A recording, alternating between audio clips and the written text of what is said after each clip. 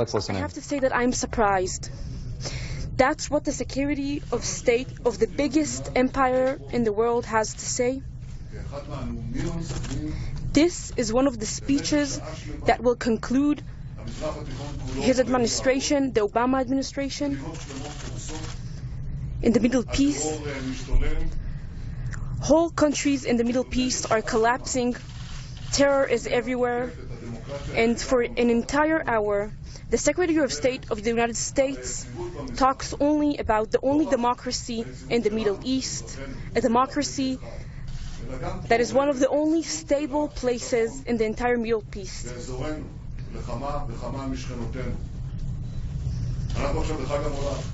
We are now celebrating Christmas. Maybe Secretary of State John Kerry didn't see that Israel is the only place in the Middle East where Christians can celebrate Christmas in security, in peace, and happiness. Unfortunately, this doesn't interest the President of the United States. He makes a bias comparison between building houses in the east of Jerusalem and terror that kills innocents. And after that, he talks only about Israel and only merely condemns terror.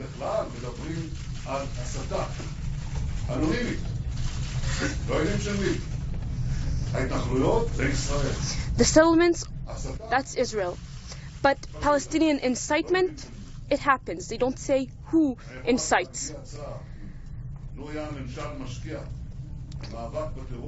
If the US administration would have taken the same energies that they put in condemning Israel and stopping the Palestinian terror, maybe they would have helped the peace process more. I talked today with the father of Ruti Fogel, who was killed in the Itamar settlement. And this is what he said. In these days of the Hanukkah holiday, the light must overcome the darkness. And Israel's light must light to the distance and overcome all challenges. I must say that the Jewish menorah lights, and I would like to embark light in the world. Before I explain why this speech deeply disappointed millions of Israelis, I want to say that Israel is deeply grateful to the United States of America, to successive American administrations, to the American Congress, to the American people. We're grateful for the support Israel has received over many, many decades. Our alliance is based on shared values, shared interests, a sense of shared destiny, and a partnership that has endured differences of opinions between our two governments over the best way to advance peace and stability in the Middle East. I have no doubt that our alliance will endure the profound disagreement we have had with the Obama administration and will become even stronger in the future.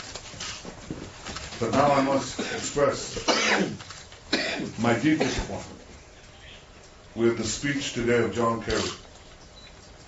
A speech that was almost as unbalanced as the anti-Israel resolution passed at the UN last week. In a speech ostensibly about peace between Israelis and Palestinians, Secretary Kerry paid lip service to the unremitting campaign of terrorism that has been waged by the Palestinians against the Jewish state for nearly a century. What he did was to spend most of his speech blaming Israel for the lack of peace by passionately condemning a policy of enabling Jews to live in their historic homeland and in their eternal capital, Jerusalem.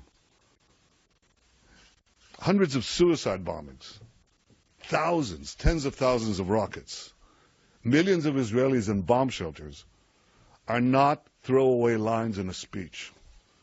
They are the realities that the people of Israel had to endure because of mistaken policies that at the time won the thunderous applause of the world. I don't seek applause. I seek the security and peace and prosperity and the future of the Jewish state. The Jewish people have sought their place under the sun for 3,000 years. And we're not about to be swayed by mistaken policies that have caused great, great damage. Israelis do not need to be lectured about the importance of peace by foreign leaders. Israel's hand has been extended in peace to its neighbors from day one, from its very first day. We prayed for peace. We've worked for it every day since then. And thousands of Israeli families have made the ultimate sacrifice to defend our country and advance peace. My family has been one of them. There are many, many others. No one wants peace more than the people of Israel. Israel remains committed to resolving the outstanding differences between us and the Palestinians through direct negotiations. This is how we made peace with Egypt. This is how we made peace with Jordan. It's the only way we'll make peace with the Palestinians. That has always been Israel's policy.